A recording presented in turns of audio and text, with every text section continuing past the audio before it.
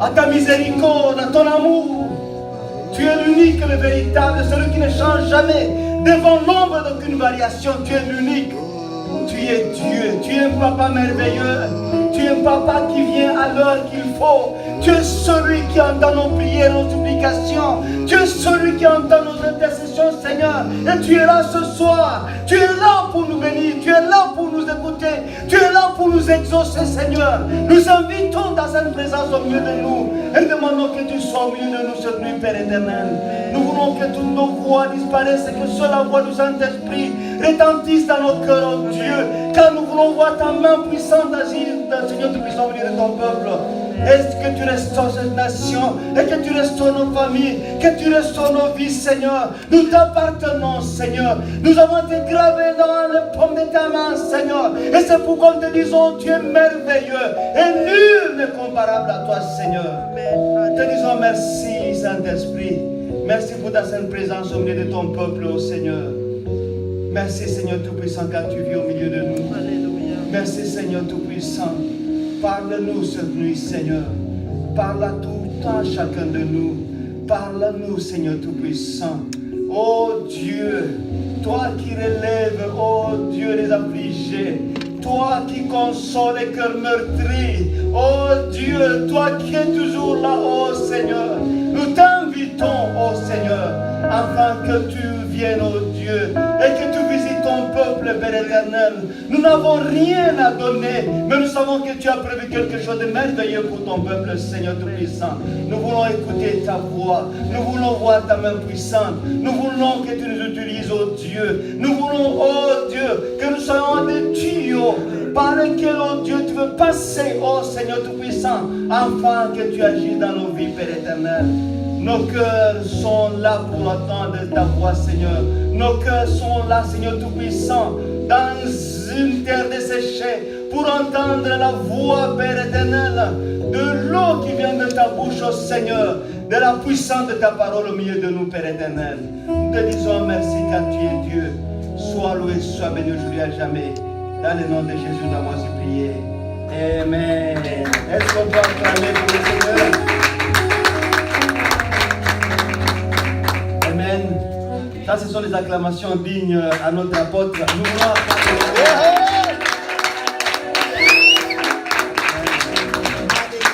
Sorry. C'est vous qui m'avez invité, c'est pas moi qui est venu de moi-même. Alors vous allez écouter ce que je vais vous dire. Si le président de la République, le premier ministre Trudeau, s'il vient ici, est-ce que vraiment vous allez vous asseoir et dire et faire comme ça vraiment? Et maintenant nous avons celui qui a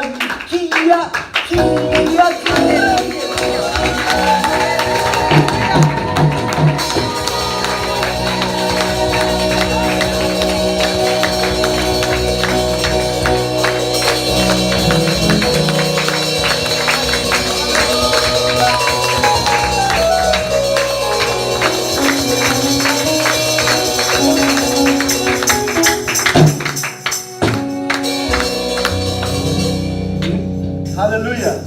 Vous pouvez vous asseoir. Alléluia. Amen. I'm so excited. Je suis très content d'être au milieu de vous ce matin. J'avais voulu dans mon cœur venir un jour être avec vous. Il y a beaucoup d'églises qui m'ont invité à plusieurs reprises, mais j'ai refusé. Je voulais aussi que je sois restauré aussi. J'étais dans la prière. Mais je sens que Dieu commence à me restaurer encore puissamment. Amen.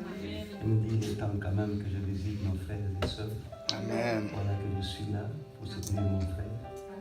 Il n'est pas seulement mon frère en Christ, il est aussi mon frère de sang. Et je rends gloire au Seigneur. Que Dieu vous Amen. bénisse. Amen.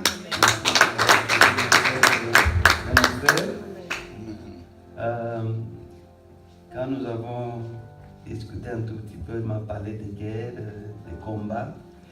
Mais selon ma petite expérience que j'ai dans l'œuvre de Dieu, quand une œuvre de Dieu est vraiment de Dieu, elle doit être combattue. Quand une œuvre n'est pas combattue, elle n'est pas de Dieu. Mais quand elle est combattue, ça c'est un bon signe que cette œuvre est de Dieu. Amen. Soutenez les serviteurs de Dieu. Soutenez les serviteurs. Que Dieu vous bénisse. Je suis content de voir son épouse, sa chère épouse. On parlait d'elle depuis très longtemps. Je suis très content, ravi. Pour surtout voir vraiment nos enfants, que toute la gloire revienne à notre Seigneur. Amen. Josué 24, Josué a dit quelque chose, mais aujourd'hui que vous sachiez, nous devons savoir qui nous allons servir. Amen. Si c'est le Dieu d'Israël, si c'est le Dieu d'Abraham, si c'est le Dieu d'Isaac, si c'est le Dieu qui a fait des miracles, si c'est ce Dieu-là qui a amené son peuple d'Israël de l'Égypte vers la terre promise, que nous puissions le savoir aujourd'hui. Mais si vous ne voulez pas le servir, moi et ma maison, Alléluia. c'est tout ça, moi, me and my house, Yes. moi et ma maison, nous verrons quoi? Nous servirons l'Éternel. Alléluia. Amen. Que Dieu vous bénisse. Amen. Je suis très ravi et quand j'ai dit à mon épouse que je venais, j'avais déjà le programme et m'a demandé de vous saluer dans le nom de Jésus. Elle est en pleine formation, sinon nous sommes toujours en couple, on se bat toujours ensemble. Je suis marié depuis 26 ans, mais nous sommes toujours comme des jeunes fiancés. Et je l'aime beaucoup et je suis très content, c'est la grâce de Dieu, que Dieu soit loué. Amen. Amen. Je suis un papa, mon père Dieudonné Bouningoma, je suis un papa de 8 enfants. J'ai 6 enfants biologiques et 2 orphelines. Mais ils étaient des orphelines à l'époque, en 1994, maintenant ils ne sont plus des orphelines. Ce sont mes enfants. Amen. Et je rends grâce au Seigneur. Parce qu'ils servent tous le Seigneur. Je suis dans la joie. Amen. Amen. Bien, sans pour autant tarder, je ne suis pas venu parler de moi-même, je suis venu parler du Seigneur, de Amen. Jésus-Christ. Amen. Que je disparaisse et que Jésus seulement s'élève au milieu de vous ce soir. Amen. Nous allons parler d'un sujet, parce que nous parlons de l'intercession, nous parlons de la prière. Nous allons parler d'un sujet qui s'appelle la prière efficace dans une terre desséchée ou une terre aride.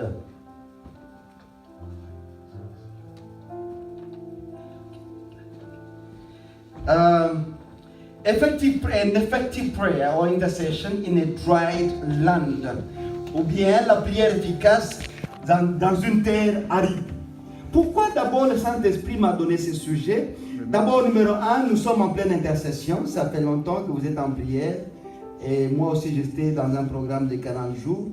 Et moi, je disais au Seigneur, qu'est-ce que nous allons? Nous allons discuter de quoi, Seigneur? Et puis le Saint-Esprit m'a dit, ça, c'est pas ton problème, ça, c'est mon problème. Je sais que je veux donner à mon peuple. Amen. Alors, il y a une prière efficace ou une intercession efficace parce que nous devons être efficaces dans ce travail. Je voulais vous dire d'abord que vous avez bien choisi. Moi, le Seigneur m'a appelé, j'avais 10 ans. Ça a fait beaucoup d'années de cela. Et moi, j'ai grandi dans le mouvement pentecôtiste. Je connais la puissance de la prière. Il y a 2 fois, j'ai trébuché, c'est vrai. Et à un certain moment, pendant 10 ans, j'étais loin du Seigneur. Et pourtant, chaque dimanche, j'étais toujours là-bas devant parce que je donnais une dîme considérable. Que les pasteurs, je dis toujours aux pasteurs, il faut faire attention parce que les gens, il ne faut pas mettre les gens devant parce qu'ils donnent la dîme. Non. It's one of the biggest mistakes. Moi, j'étais comme ça, j'avais fait comme ça pendant 10 ans. Et pourtant, j'étais un grand pécheur, le plus grand pécheur du monde. Mais un jour, le Seigneur m'a fait grâce. Il m'est apparu lui-même, il m'a dit, suis-moi et sers-moi. Depuis ce jour-là, j'ai dit, Seigneur, je suis rien. À partir d'aujourd'hui, je vais te servir jusqu'à la toute dernière minute de ma vie. Amen. Alléluia. Amen. Et je vous dis que vous avez bien choisi parce que le ministère de l'intercession, c'est le ministère le plus puissant au niveau de l'Église. Il y a un homme de Dieu qui a dit, intercéder, c'est évangéliser 10 fois. Les gens ne l'ont pas compris. Un jour, j'étais dans un séminaire aux États-Unis et on lui a posé la même question. Il a dit, mais tu as dit un jour qu'intercéder, c'est évangéliser 10 fois. Mais l'intercession et l'évangélisation se rencontrent où? Il a dit, mais voilà, avant d'aller évangéliser, il y a d'abord quelqu'un qui a été intercédé pour ces personnes-là qui vont venir à Christ. Ce n'est pas nous qui amenons les gens à Christ. C'est Christ lui-même qui choisit ceux-là qu'il a choisi depuis longtemps. Mais ceux-là, on les amène à travers quoi? La généalogie. Je vais vous apprendre un nouveau terme qui s'appelle la généalogie. Le genou ici que nous avons, ce n'est pas un genou qui nous permet seulement de marcher ou un genou qui nous permet de faire le sport. C'est surtout un genou qui nous permet de dire, Seigneur, il y a mon frère et ma soeur qui est quelque part, que je demande que tu puisses le ramener dans ton royaume au nom de Jésus. Alléluia. Et moi j'ai vu, nous sommes tous ici le fruit de l'intercession d'une personne quelque part. Amen. J'étais très content de voir ma soeur. On se connaît depuis très longtemps. Et moi quand je l'ai vu, j'étais très content de la voir en train de servir Dieu. Il n'y a pas mieux que ça dans le monde. Alléluia. Et surtout le ministère de l'intercession. Aujourd'hui, je vais vous parler de l'intercession. Et chacun de vous, vous devez savoir prier et encore prier et encore prier. Un jour, monsieur, l'homme de Dieu, le pasteur Peter Wagner, un des grands monuments de l'intercession au monde aujourd'hui, il est parti voir un pasteur sud-coréen que vous connaissez, Dr. Yonggi Cho. Yonggi Cho est très connu dans les milieux pentecôtistes évangéliques, surtout à cause de la force de la prière et la force aussi de l'enseignement. Il a écrit beaucoup de livres, il a enseigné sur beaucoup de sujets qui sont toujours d'actualité jusqu'à aujourd'hui. Et c'est un monsieur, Dr. Yonggi Cho, c'est un monsieur qui prie tous les jours.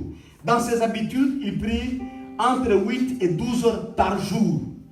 Je voudrais qu'il te demande à ton voisin, tu pries combien d'heures par jour? How many hours do you spend in prayer? How many hours do you spend in prayer? Je vais vous dire une chose.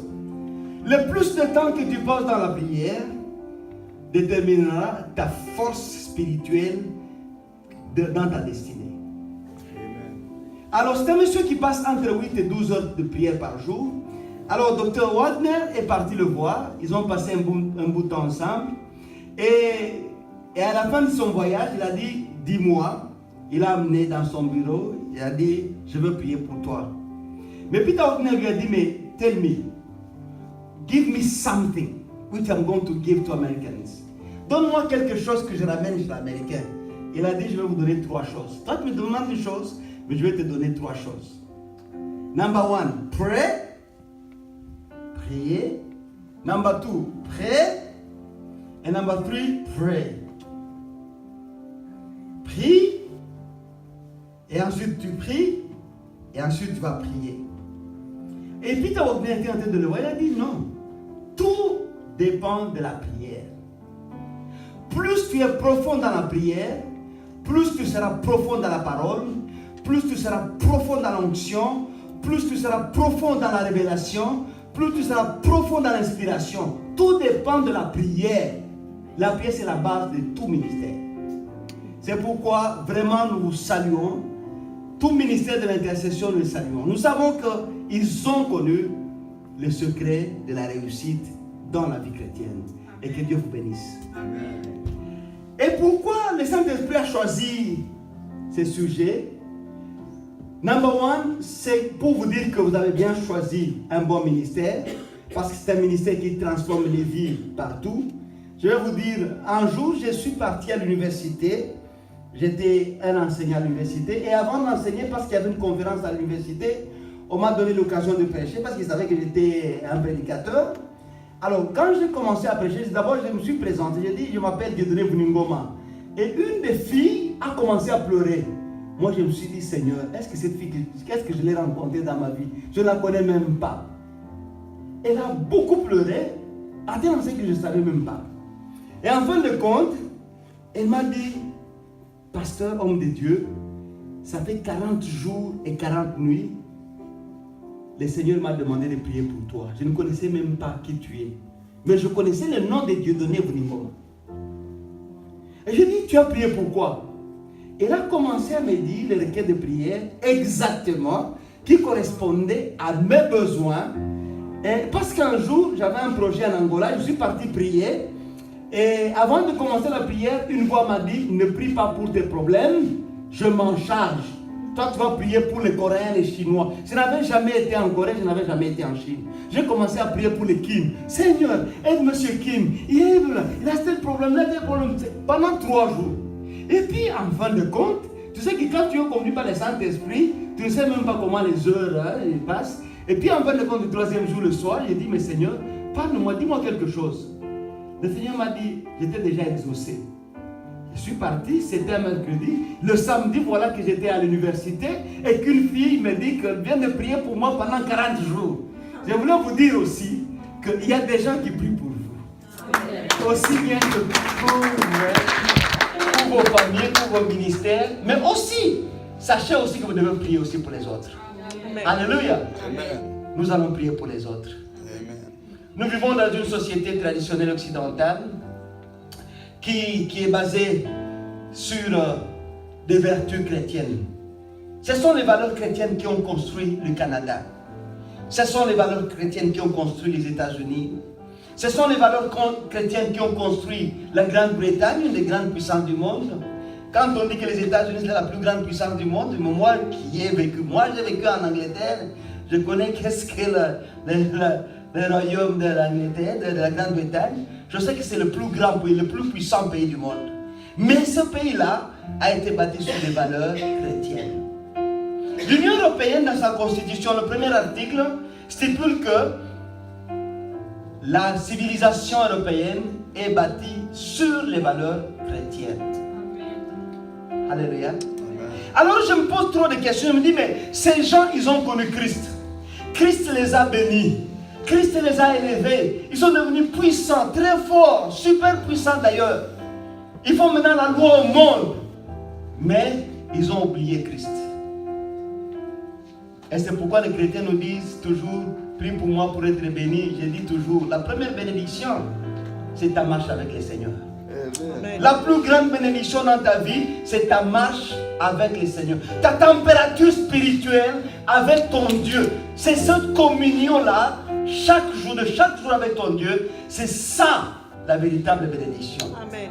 Parce que quand tu manques cette communion, quand tu manques cette parole que le Seigneur te donne tous les jours, tu manques à entendre la voix du Seigneur quand tu as toujours entendu la voix du Seigneur, tu manques l'inspiration, la révélation, tu n'as plus rien dans ta vie.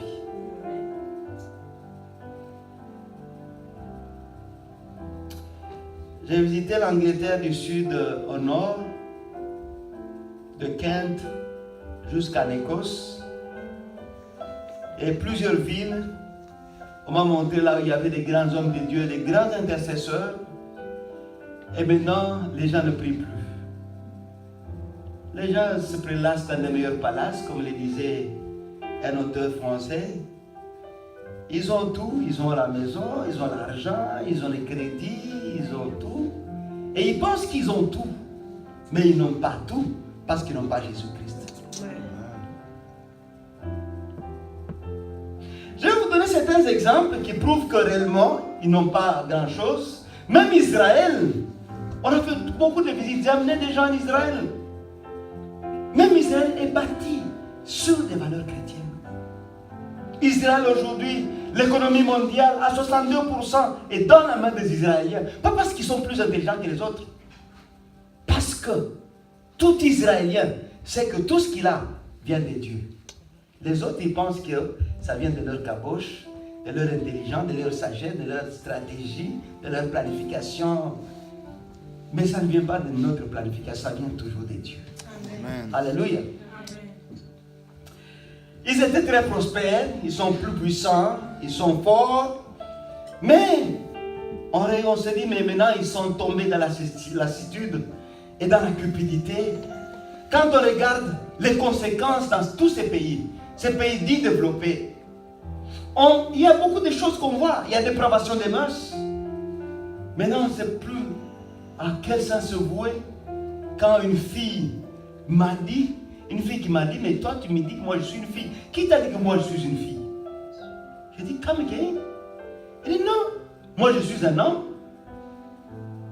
Il dit, Wapi. C'est depuis quand? Toi tu es un homme.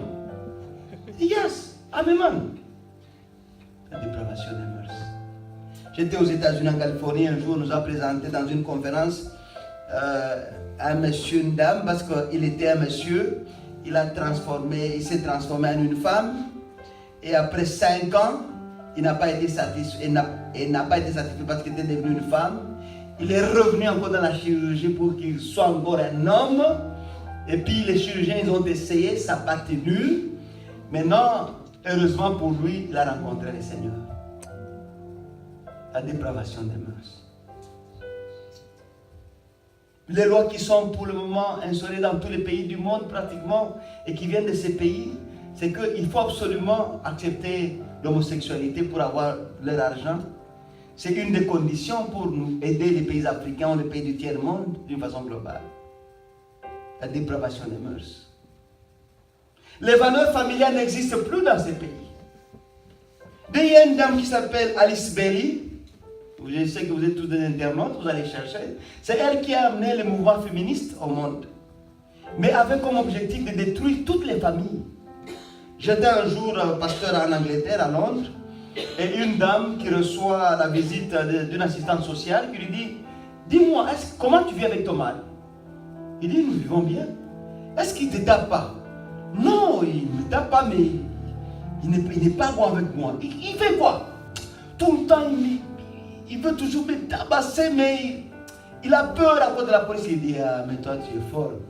Allez, chassez ces messieurs. Nous allons vous aider. On va te donner la maison, on va te donner l'argent, on va te donner tout, tes enfants et tout. Et puis la femme a dit, hey, si c'est comme ça, mais c'est bon. Le monsieur était venu le soir, je ne sais pas, il y a eu toujours des querelles, des petites querelles. Et puis la dame a dit, en tout cas, tu ouvres la porte et que tu partes. Parce que si tu discutes encore une fois, je vais appeler la police. Le mari a pleuré, il m'a appelé, c'était à 22h45, je suis parti. La femme a dit, non pasteur, je ne veux pas ouvrir pour toi. J'ai dit, s'il vous plaît, je sais que tu as pris ta décision, mais accepte que je te parle, même une seconde. Elle a ouvert la porte.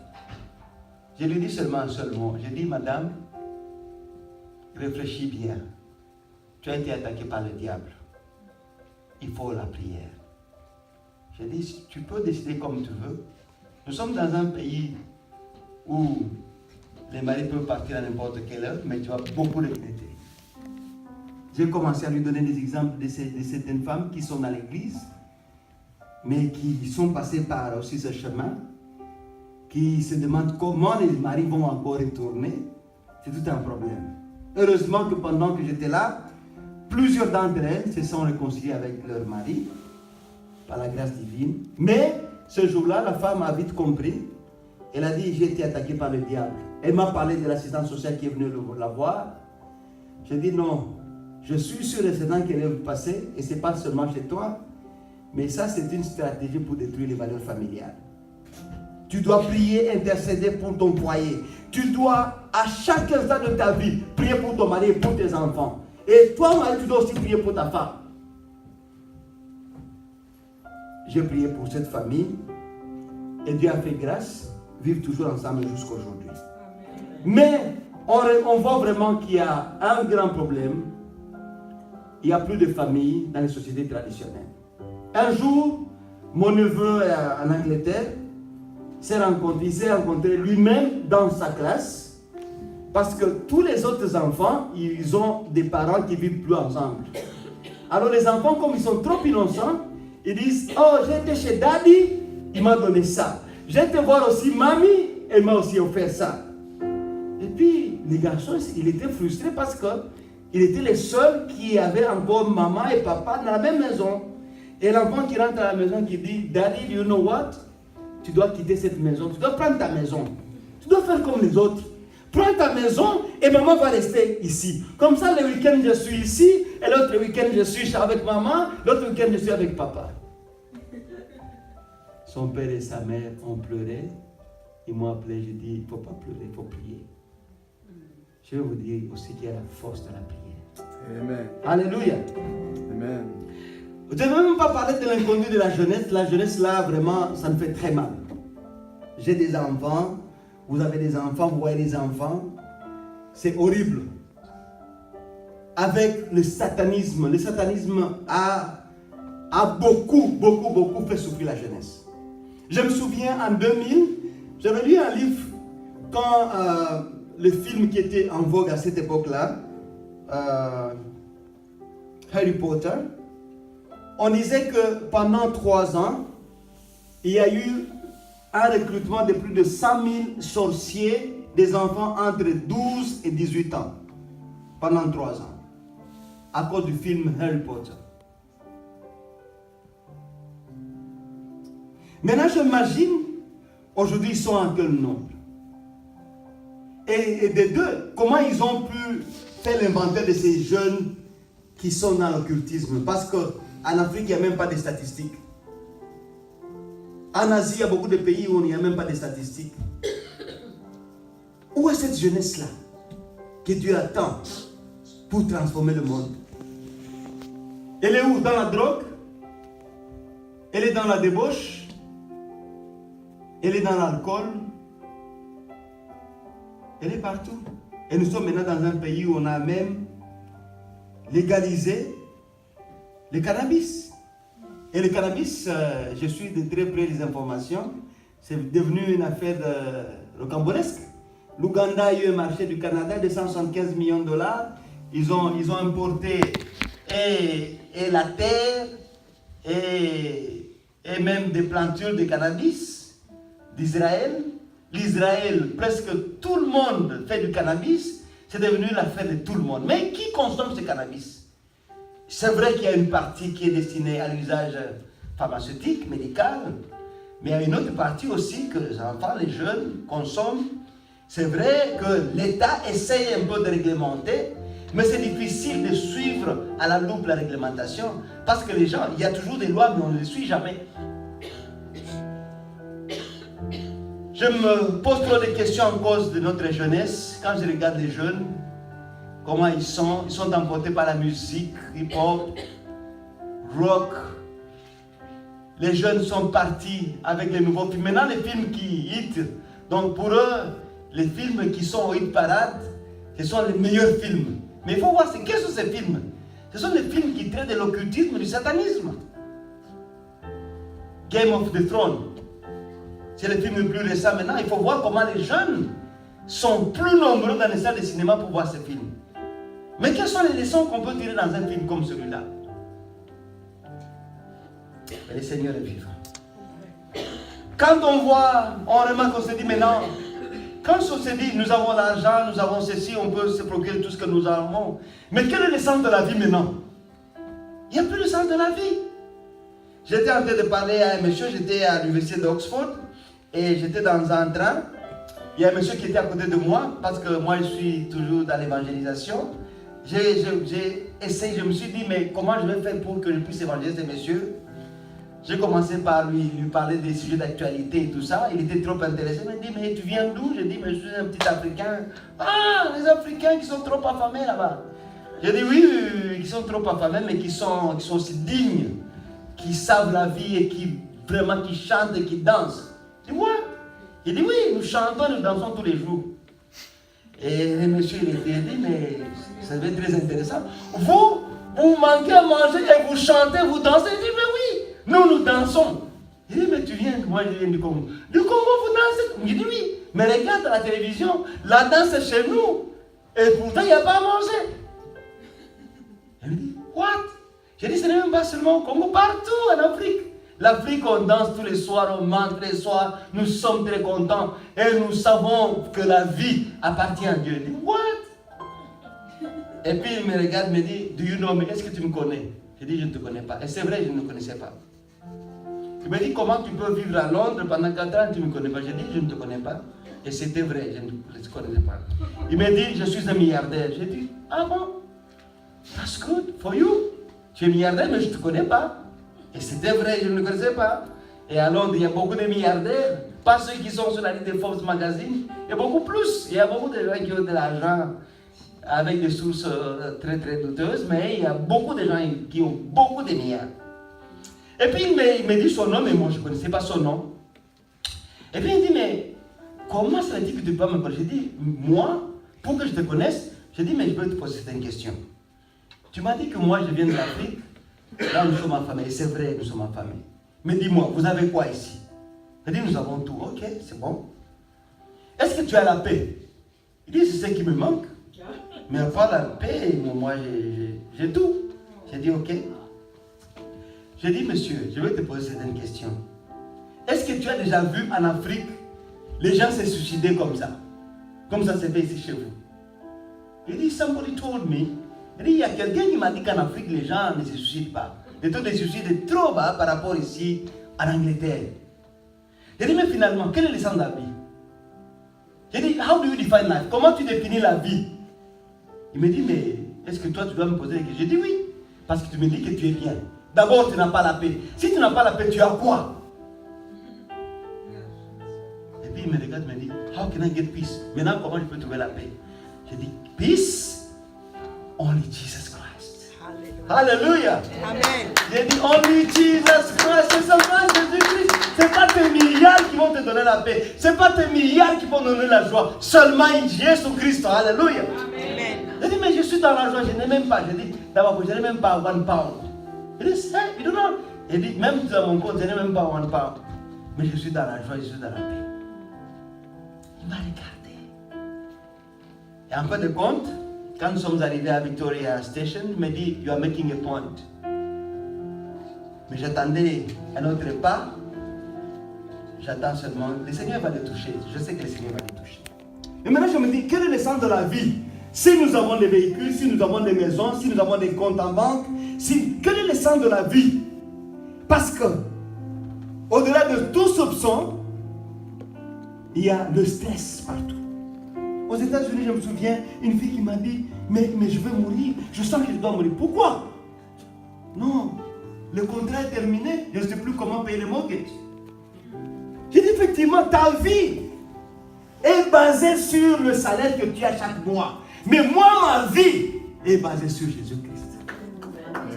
J'ai dit, ma soeur, s'il vous plaît, tu ne vis pas parce que tu as l'argent de ton salaire. Tu vis parce que tu as la grâce de Dieu.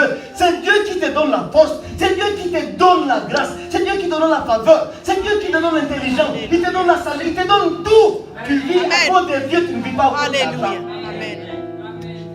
Parce qu'il y a des gens qui n'ont pas l'argent et qui vivent. Tu veux me dire que tu vis mieux, mais c'est relatif.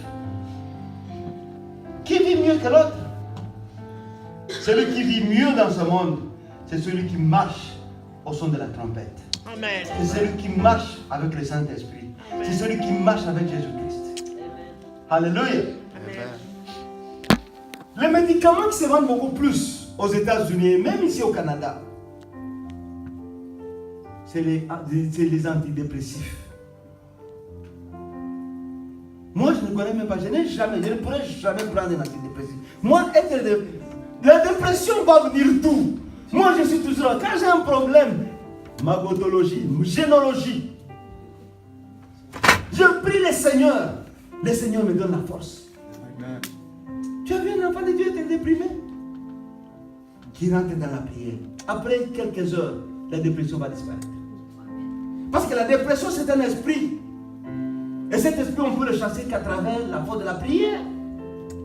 La dépression, ce n'est pas le psychologue qui va chasser la dépression. Parce que même lui, il est déprimé. Ce n'est pas le sociologue qui va chasser la dépression. Même lui, il est déprimé. Ce n'est pas le professeur d'université. Je les ai rencontrés nombreux, ils sont déprimés. Ce ne sont pas les philosophes, ils sont déprimés.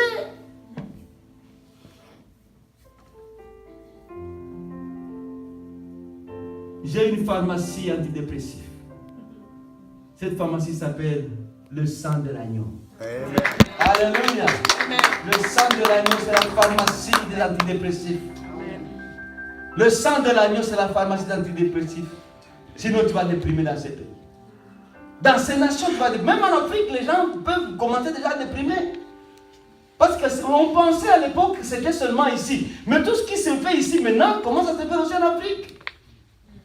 On voit les gens qui sont busy au Rwanda. Quelqu'un qui n'a même rien à faire. Non. Je suis busy. Busy. What do you mean busy? B-U-S-Y. Be under Satan's yoke. C'est une personne en plus du diable. Tout le monde est busy. Tu fais quoi? Tu ne fous rien. Tu produis rien. Busy avec quoi? Va dans la prière. Sois busy avec la prière. Amen. Alléluia. Amen. Et quand on regarde de très près, on se rend compte, je ne suis pas venu prêcher, je suis venu exhorter parce que nous allons prier. On se rend compte que nous avons des sociétés de consommation. Les sociétés occidentales sont des sociétés de grande consommation. Quand on te donne un salaire, ils s'arrangent toujours pour te donner beaucoup de choses à côté de toi et que tout l'argent disparaisse. Tu as acheté l'huile pour la peau? Parce que moi, nous les hommes, c'est seulement ici, peut-être ici et ici. Mais les femmes, il y a des huiles pour la nuit, des huiles pour la journée, des huiles pour ici, ils s'arrangent pour... tout l'argent doit disparaître. C'est toujours comme ça. Et les jeunes gens qui doivent suivre la mode, tu dois acheter un iPhone. Je vais vous dire, l'industrie de l'électronique, chaque 3 mois, il y a toujours un nouveau téléphone. Tu ne peux pas suivre. Pourquoi le téléphone? Le téléphone, c'est juste, you just get what you have, that's it. Tu ne peux pas suivre l'évolution technologique chaque 3 mois, c'est impossible. C'est une stratégie pour amener tout ton argent. Maintenant, ils ont appelé les iPhone X, iPhone Z. Ils vont aller à Z, et puis après Z, ils vont recommencer à A, à B, C. C'est toujours comme ça.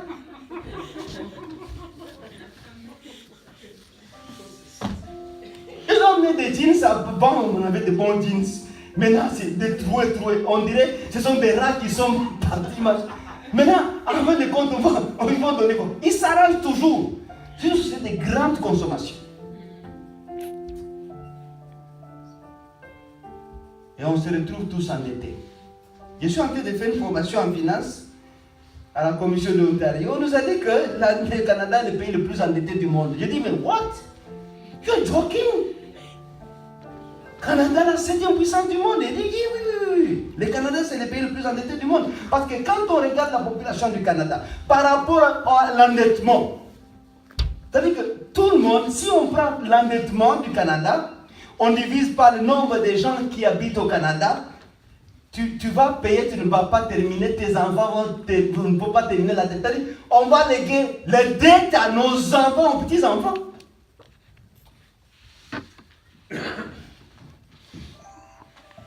Je vais parler de la stratégie du nouvel ordre mondial. Ça, c'est peut-être un sujet que nous allons aborder un autre jour. Mais je me dis, que faire dans cette société qui est à la dérive? Quand on regarde aux États-Unis, les gens vraiment, ils sont à la dérive. J'avais eu la chance un jour d'aller dans une conférence des CEO, donc les PDG des grandes sociétés, et puis ils nous ont donné des cours de management, et puis ils nous ont donné, le dernier chapitre c'était le yoga et la méditation transcendantale, que je connaissais que c'était de l'occultisme. Et voilà, tous ces gens, ils font du yoga, mais maintenant, il y a maintenant des théories qui montrent que le yoga ne peut rien faire contre la dépression. Avant, ils disaient qu'un grand chef d'entreprise, il doit faire du yoga, la méditation transcendantale, pour avoir une stabilité psychologique et émotionnelle. Mais ils se rendent compte que c'est totalement le contraire. Plus tu fais le yoga, plus tu deviens plus dépressif.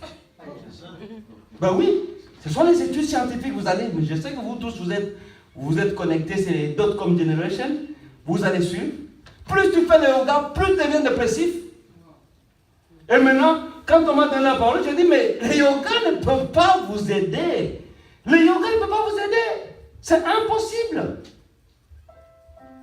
Et tout le monde me regardait comme ça, tu vois, ce sont des grandes personnes. Ils disent, mais ce petit, il vient de quelle planète? Un petit négro qui a étudié où il est, qui il est, CEO de quelle entreprise, qui nous parle de quoi? Et puis j'ai fait une démonstration, j'ai montré comment le yoga ne peut pas les aider. Mais je n'ai pas parlé, c'était, en fait, parce qu'ils ne sont pas des gens spirituels, je l'amenais toujours au niveau du management et de la psychologie et de la psychanalyse.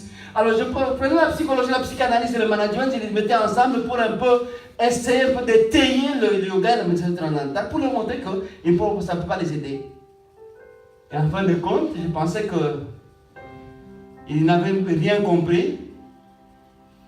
J'ai donné ma communication après 24 heures que l'université de Yale ait pu faire une publication pour dire qu'ils sont en train de faire une recherche sur le yoga parce qu'ils se sont rendus compte que le yoga ne facilite pas la tâche comme ils pensaient.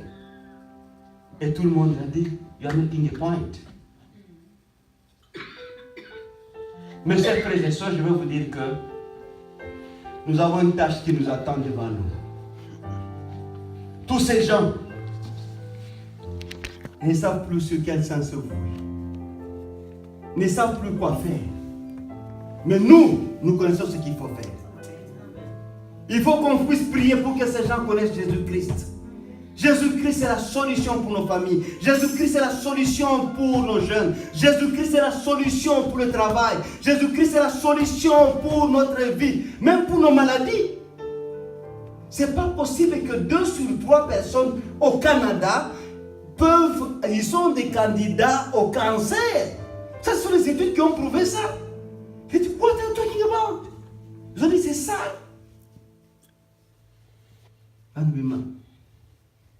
Nous devons encore entrer dans la prière. Amen. Nous devons intercéder. Alléluia. Alléluia. C'est vrai que nous devons travailler dur. Il faut travailler parce qu'en travaillant, on peut gagner quelque chose. Mais travailler stratégiquement. Aussi, c'est vrai. Mais surtout, par la prière. Amen. Je me souviens, Néhémie. Ce n'est pas de lui que nous avons parlé d'ici là. On va développer d'autres sujets. Néhémie était un homme qui connaissait la prière. Et lui, il disait aux gens, nous allons prier, mais nous allons aussi avoir nos armes. Donc la main gauche va tenir les armes, mais avec la main droite, nous allons bâtir, mais nos cœurs seront en prière devant le Seigneur. Amen. Tu peux prier dans un bus, tu peux être en train de prier même dans le métro. Tu peux être en train de prier pendant que les autres chantent et dansent dans le marché. Mais tu es toujours en prière avec Dieu. Les gens qui connaissent la valeur de la prière, ils intercèdent partout où ils sont. Tu peux être dans un supermarché en train d'intercéder. Tu vas acheter les trucs et tout ça, mais toi tu es en train d'intercéder. Tu es sur notre planète. Tu es en communication avec le Seigneur. Tu parles à ton papa. Prier, ce n'est pas seulement être quelque part. Prier, c'est un état d'esprit. Quand tu développes cet état d'esprit, partout où tu es, tu pries. Tu vas prier quand les choses marchent bien. Tu vas prier quand les choses ne marchent pas bien. Tu vas prier quand il y a la crise. Tu vas prier quand il y a l'abondance. Tu vas prier quand il y a l'argent. Tu vas dois prier quand il n'y a pas d'argent. Tu dois prier quand rien ne marche. Tu dois prier quand tout marche bien. Tu vas prier toujours et partout. Et c'est à travers cette force-là que nous allons transformer cette nation. Je vais vous dire que Dieu a un plan merveilleux pour cette nation. Le Canada que vous voyez comme ça, d'ici quelques années, vous serez surpris. Ces Canadiens qui ne connaissent pas Jésus, ils vont tous venir à Jésus-Christ. Amen. Nos églises seront pleines de Canadiens qui cherchent Jésus-Christ. Qui cherchent Jésus-Christ. Mais nous avons une obligation de prier pour eux. Si tu ne pries pas pour les Canadiens et que tu vives au Canada, tout ce qui va arriver dans ces pays ne va pas t'épargner aussi. Alléluia.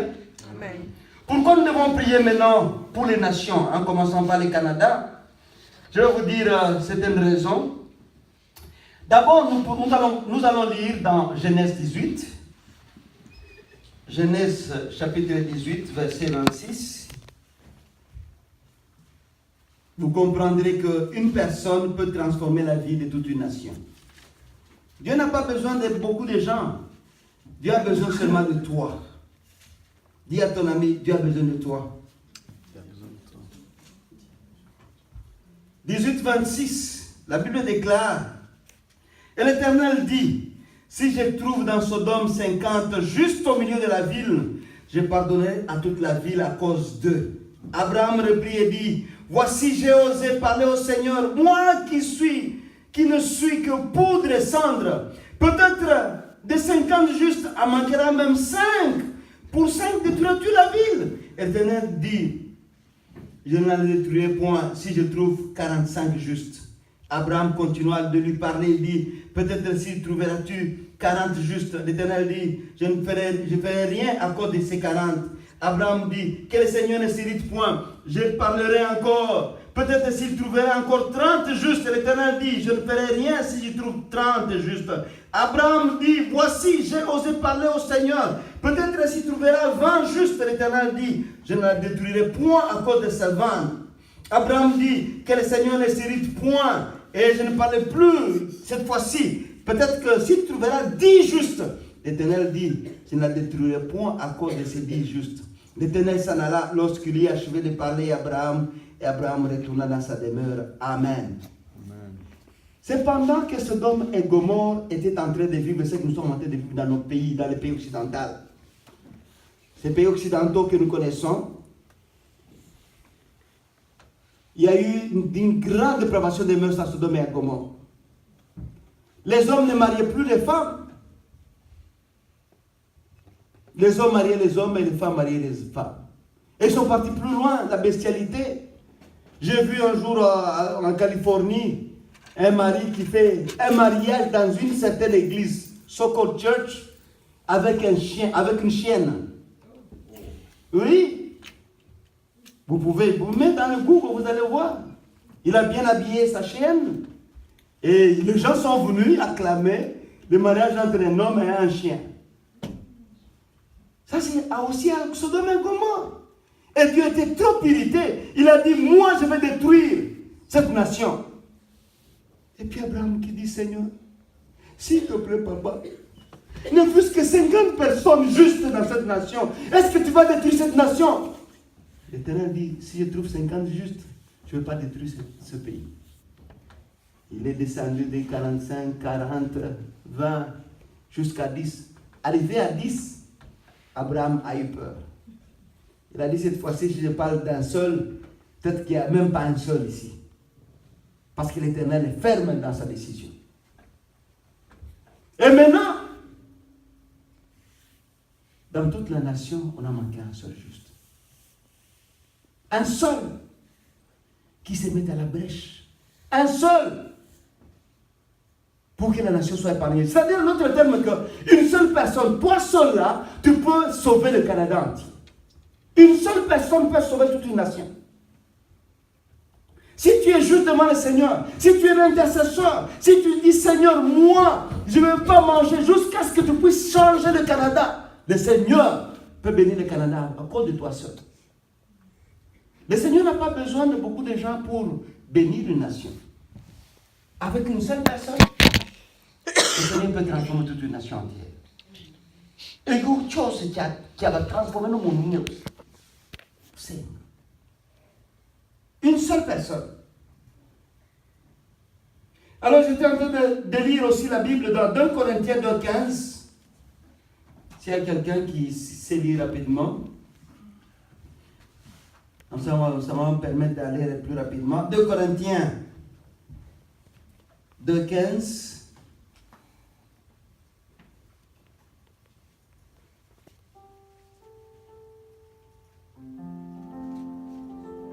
« 2 Corinthiens 2,15, il y a quelqu'un qui a vu?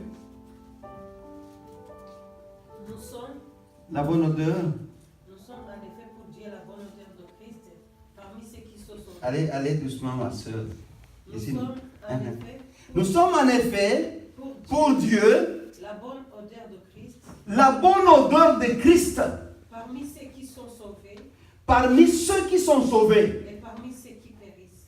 Et parmi ceux qui périssent, nous sommes la bonne odeur pour Dieu au milieu du Canada et de toutes les nations du monde. Amen. Nous sommes cette bonne odeur. Pourquoi la bonne odeur? Pourquoi Dieu a choisi d'utiliser le mot la bonne odeur?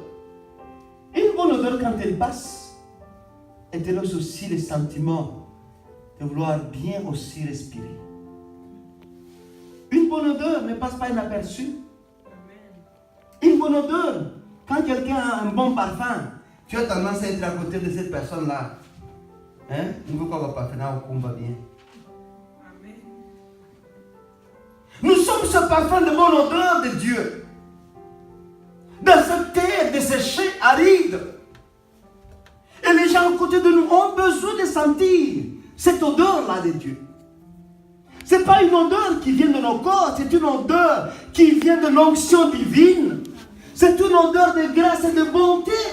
C'est une odeur de gloire de Dieu. Et cette odeur, ça doit se faire sentir au milieu du peuple qui nous entoure autour de nous. Est-ce que tu es cette odeur? Pose la question à la personne qui est à côté de toi. Est-ce que tu es cette odeur vraiment? Hein? Est-ce que les gens qui sont à côté de toi, tes voisins dans les autres appartements, ils sentent cette odeur? Est-ce que les gens qui étudient avec toi sentent cette odeur? Est-ce que les gens au travail qui travaillent avec toi, est-ce qu'ils sentent cette odeur? Est-ce qu'ils réellement sentent cette odeur?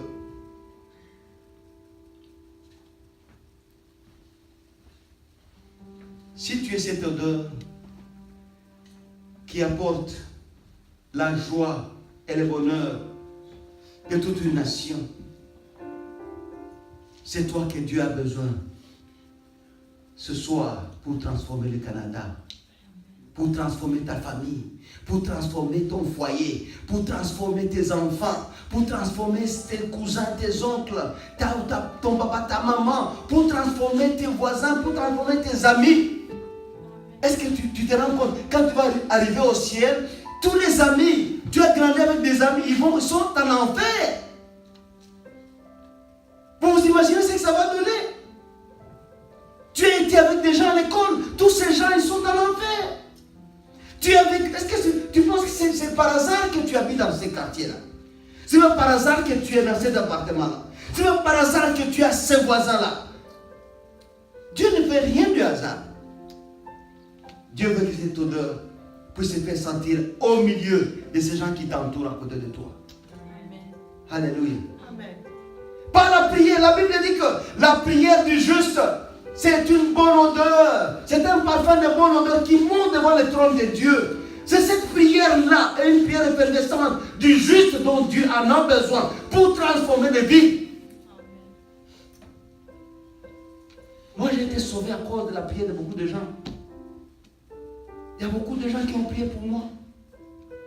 Et moi, j'ai l'obligation de prier pour beaucoup de gens. Je me souviens quand j'avais 12 ans. Un jour, j'ai rencontré ma maman parce qu'on était des distributeurs de la bière. Ma maman était ivre. Avec d'autres mamans en train de prendre des bières. Quand j'ai regardé ma maman, j'ai eu pitié. Je suis parti dans ma chambre, j'ai pleuré.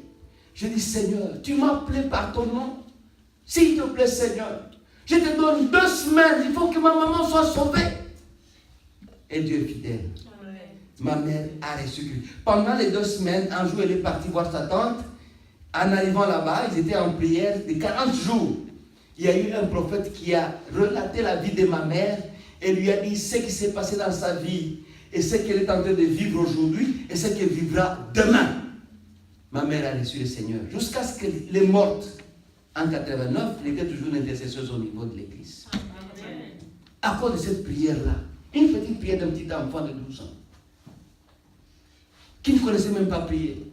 Mais vous connaissez prier. Comment vous pouvez transformer la vie de beaucoup de gens?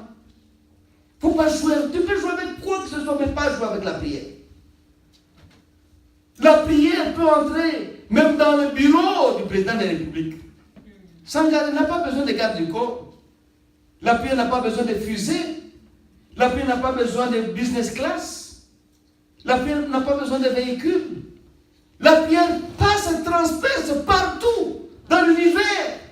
La prière est une très forte puissance. La prière.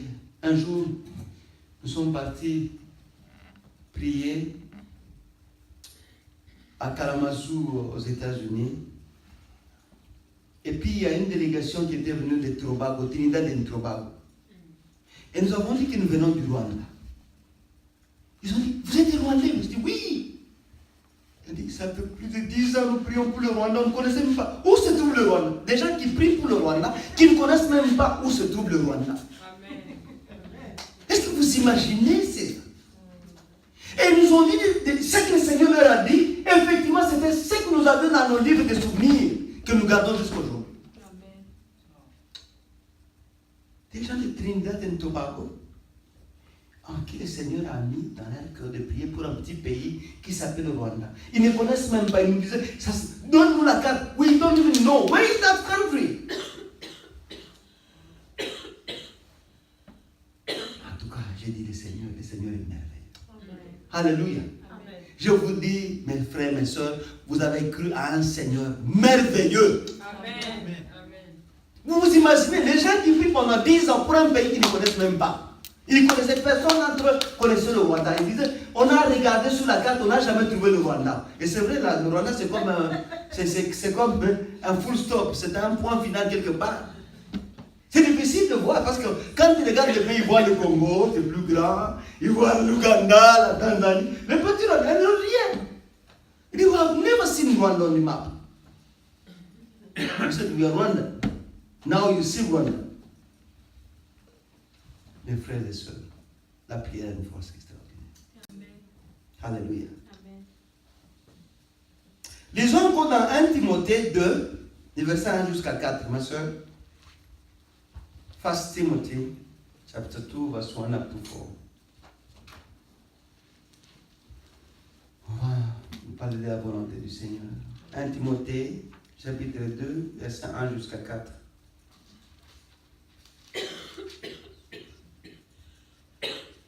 Oui. 1 Timothée, chapitre 2, de verset 1 à 4. Je Oui, recommande en tout premier lieu que l'on adresse à Dieu des demandes, des prières, des supplications et de remerciements pour tous les ans. Que l'on prie. Oui, excusez-moi, pasteur. Et il dit, je demande, je recommande à tous les hommes d'adresser devant Dieu des prières, des supplications et des actions de grâce pour tous les... Donc, tu ne dois pas prier seulement pour toi-même.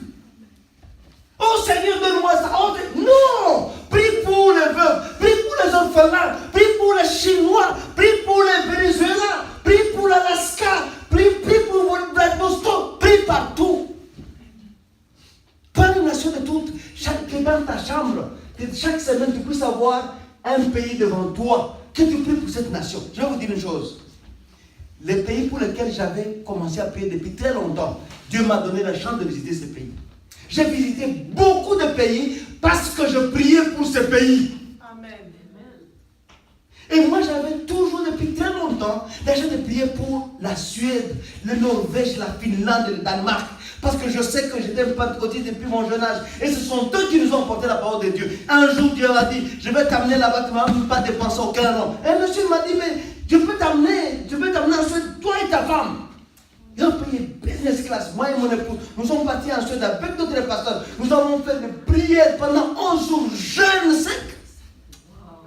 Priez pour la Suède. Vous dites, Seigneur, qu'est-ce que Dieu nous a dit? Ici, je vais amener un grand feu de réveil dans cette nation. Et je les ai dit, tout ce que vous voyez là, je sais qu'il y a satanisme, il y a cela, mais je sais que Dieu va réveiller cette nation. Il y a beaucoup de pasteurs maintenant qui continuent à prier parce qu'ils ont entendu et qui continuent. Nous sommes des grands amis jusqu'à aujourd'hui. Et le Canada aussi sera la même chose au nom de Jésus. Amen. Alléluia. Ça sera la même chose au nom de Jésus. Il y a un grand réveil qui viendra à cette nation. Amen. Mais à cause de ta prière, à cause de ma prière, à cause de ta prière. Amen. Mais il ne faut pas prier seulement pour toi-même. Il ne faut pas être égoïste dans la prière. Nous devons intercéder pour les autres. Nous connaissons le Seigneur. Est-ce que vous connaissez ce que nous connaissons? Un jour, j'ai eu une expérience extraordinaire. C'était en 2017. Au mois de novembre, il y a un banquier de Monaco que j'avais connu quelque part. Il m'a dit, mais Dieudonné, je voulais te faire connecter avec un grand richissime. Il sera à Dubaï. Pendant il y a des compétitions de Formula 1 qui sont organisées dans beaucoup de pays. Donc, ce sont des compétitions de courses de véhicules. Comme vous connaissez, les grands chauffeurs, les grands pilotes, de McLaren, de Mercedes, de Ferrari, ainsi de suite, tout ça. Il me dit, tu m'avais dit que tu aimes Hamilton, tu aimes Lewis Hamilton. J'ai dit, oui, ça c'est mon pilote préféré. Il dit, ok, je vais te donner la grâce d'aller le voir au Grand Prix d'Abu Dhabi. Comme ça, tu vas rencontrer ces gens. J'ai dit, en tout cas, ça c'est une grâce extraordinaire. Je n'avais même pas de l'argent. Il m'a dit, en tout cas, débrouille-toi pour aller à Dubaï. Je suis parti à Dubaï, arrivé à Dubaï. J'ai pris un petit hôtel parce que je n'avais pas assez d'argent. Et puis, ces gens, ils ont su, je l'ai téléphoné, il était là-bas. Et puis, ils ont envoyé un véhicule pour me prendre. Une Bentley, nouveau modèle, avec un militaire de Dubaï pour m'escorter. Ils m'ont amené de là, ils m'ont apporté dans leur grand hôtel de Bourgeois. Là où il y avait presque toute la grande délégation et ainsi de suite. Ils m'ont donné une suite et tout ça. Et puis ils m'ont amené là-bas maintenant pour voir le Formula 1. J'étais très content de voir les chauffeurs de Formula 1. C'était la première fois. Parce que les Grands Prix de Monaco, je n'avais pas l'argent pour aller parce que c'est trop cher. Eux, ils ont tout payé, tout ça. Et maintenant, pendant tout ce temps, ils étaient dans des yachts. Et ils ont un bateau là, super sophistiqué, de 4 niveaux et tout ça. Et il y avait presque une vingtaine de milliardaires avec des jeunes filles qui viennent de Macédoine, de la Russie, des Philippines et tout ça. Ils avaient un restaurant, il y a une boîte de nuit, il y a tout cela. Alors quand ils m'ont vu, et ils étaient tous contents de recevoir un petit nègre qui vient de n'importe où. Et puis ils étaient très contents, ils m'ont dit, voilà, ici il y a 4 chambres. Et puis si tu veux dormir dans une des chambres, il n'y a pas de souci. Il y a les filles qui sont ici, il y a les différentes sortes de boissons, il y a aussi des restaurateurs, il y a des chefs cuisiniers qui viennent de partout, qui sont ici. Tu vas manger tout ce que tu veux, tu vas faire tout ce que tu veux. Moi j'étais en intercession parce que j'avais pris 21 jours. J'ai dit, mais ces gens que je vais rencontrer, je ne connais pas de quel bois ils s'échauffent. Il faut que je sois très fort spirituellement. Il ne faut jamais aller dans un rendez-vous quand tu n'es pas en prière. Alléluia. Amen. Rabbi me disait, jamais aller dans un rendez-vous si tu n'es pas en prière. Parce que tu ne sais même pas ce qui t'attend là-bas. Voilà que moi, tout ce qu'ils faisaient là-bas, moi j'avais pitié d'eux. Parce que je regardais ces gens et je disais, mais c'est une billionnaire. J'ai même des photos des milliardaires dans un yacht qui pèsent 20 millions de dollars, mais qui n'ont pas vraiment la joie, ils n'ont pas la vie. Moi, je suis parti au sommet de ces yachts parce qu'à partir de là, je pouvais voir directement le Formula 1, le Grand Prix d'Abu Dhabi, et puis je pouvais aussi voir la mer. Et moi, j'aime l'eau. Je faisais l'intercession. Et puis maintenant, il vient me dire, what are you doing here? Qu'est-ce que tu fais ici? Je dis, moi, je suis en train de contempler l'eau. Ah, you like water? Ah, that's good. Et puis, what are you drinking? Je dis, non, moi, je prends du coca. Ils disent, ok, coca at the beginning, that's fine. Then you take whiskey, you take this one. Et pendant 3 jours, ils m'ont vu comme ça. Et puis finalement, tous ils se sont dit, qui est ce monsieur? Ils sont partis sur Google. Vuningoma Dieudonné, il rencontre Vuningoma Dieudonné qui est un pasteur. entre autres, tout ce que j'ai déjà fait. Et ils ont dit quelque chose. Elle dit, ah, we understand now. Et on comprend que tu es différent de nous. J'ai dit, mais non. Qu'est-ce qu'il y a? Elle dit, non, tu n'as pas dit que tu es pasteur. J'ai dit, si, non, ici je suis venu pour les deals de business. Mais c'est vrai que je suis pasteur. Mais je ne suis pas venu ici pour être pasteur ici. Je suis venu pour un deal de business. Elle dit, ils m'ont dit quelque chose. Ils ont dit, ah, nous avons vu maintenant. Et nous avons compris pourquoi tu es différent de nous. Alléluia. Amen. Ce sont des milliardaires. Un d'eux a 161 bateaux. Vous voyez les grands bateaux dans l'océan. Il a 161 bateaux. Il a des maisons partout. C'est celui-là qui m'a dit, je vois pourquoi vous êtes différents de nous. Je vais vous dire, mes chers frères et sœurs, détrompez-vous.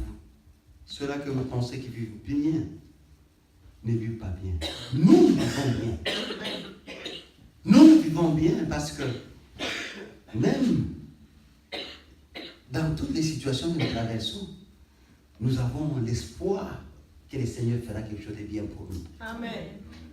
Nous avons l'espoir que même si nous mourons aujourd'hui, nous serons avec le Seigneur pour l'éternité. Amen. Nous avons l'espoir que même si les choses ne marchent pas bien aujourd'hui, demain ça pourra bien marcher. Amen. Nous avons l'espoir qui n'est pas assis à cause de nos cartes de crédit ou nos comptes en banque, à cause du compte en banque que nous avons au ciel. Amen. Alléluia. Amen. C'est là notre force et notre espoir. C'est le fondement de notre foi. Nous devons prier pour ces gens. Ils doivent connaître Jésus. Maintenant, je me suis dit, mais à supposer que tous ces gens étaient convertis, mais l'évangile, mais nous allons évangéliser le monde entier. Tu t'imagines 20 milliardaires qui seraient convertis dans une église? Je me suis souvenu dans une église à Mississippi, je suis en train de prêcher. Il y a une église de 200 personnes. Moi, je viens dans une très grande église de 5 000, 10 000 personnes. Et puis, je rencontre, et le pasteur, je dis, mais pasteur, pourquoi tu n'as pas de programme? Parce que tu as des gens qui sont intelligents ici. Il dit, je n'ai pas besoin de beaucoup de gens. Dans cette église, j'ai 1 milliardaire. Dans cette église, j'ai 112 millionnaires. Je peux avoir n'importe quoi. Je me suis dit, mais finalement, il dit, mais l'évangélisation. Il dit, non, moi je soutiens beaucoup d'émissions d'évangélisation parce que nous avons l'argent. Moi, ces gens doivent connaître Jésus. Alléluia. Amen. Le Canada va connaître. Imaginez-vous si Trudeau était un grand chrétien, né de nouveau. Imaginez-vous si le gouvernement canadien était des chrétiens nés de nouveau. Nous avons l'obligation de prier pour ces gens. Alléluia. Nous avons l'obligation de prier pour ces gens. Ézéchiel 22:30, là où Dieu demande seulement une seule personne à la brèche. Ézéchiel 22:30, pasteur. Prenez tout ça. C'est une parole qui tourne toujours dans ma tête depuis des années, des années. Une seule personne. Ézéchiel 22:30.